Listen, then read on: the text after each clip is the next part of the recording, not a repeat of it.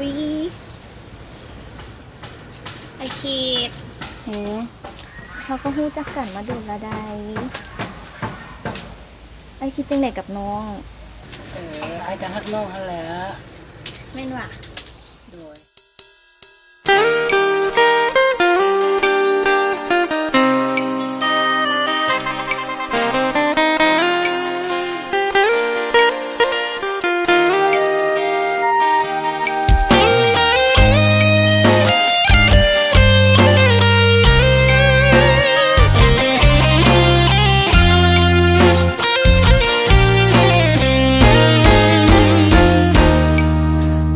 เป็นคนธรรมดาอยู่บ้านนาบ้านนอกคงบ่สมเจ้าดอกกะหูโตดีคงสิเป็นไปบ่ได้สองเฮามันต่างกันอีหลี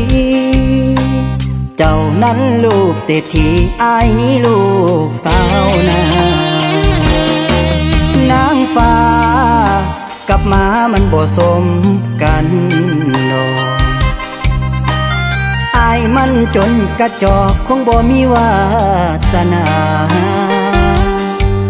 หากสิเทียบกับเขาคนนั้นคงเทียบกันบ่ได้คือว่าอวยพรให้เทวดากับนางฟ้าจงสมหวังอายบ่มีหยังจะไปเทียบเขาเพียงสองเบิ่งเงาก็หัวเฮาต่างกันนักหนาคนธรรมดากับนางฟ้ามันบ่สมกันตัวเจ้านั้นต้องเหมาะสมกับเทวดาเจ็บซ้ำนี้ก็คงบ่ตายขอให้เขาหักเจ้าหลายๆเด้อล่ะอ้ายเป็นคนธรรมดาเฮาบ่สมกัน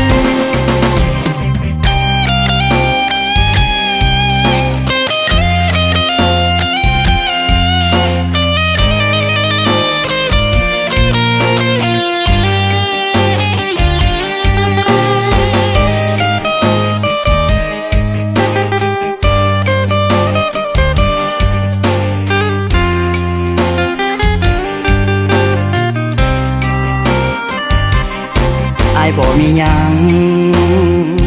จะไปเทียบเขาเพียงสองเบิ่งเงา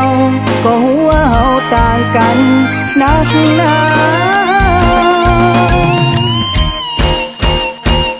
คนธรรมดากับนางฟ้ามันบ่สมกันตัวเจ้านั้นต้องเหมาะสมกับเทวดาเจ็บซ้ำนี้ก็คงบ่ตายขอให้เขาหักเจ้าหลายๆเด้อล่ะอ้ายเป็นคนธรรมดาเฮาบ่สมกันขอให้เจ้ากับเขาคนนั้น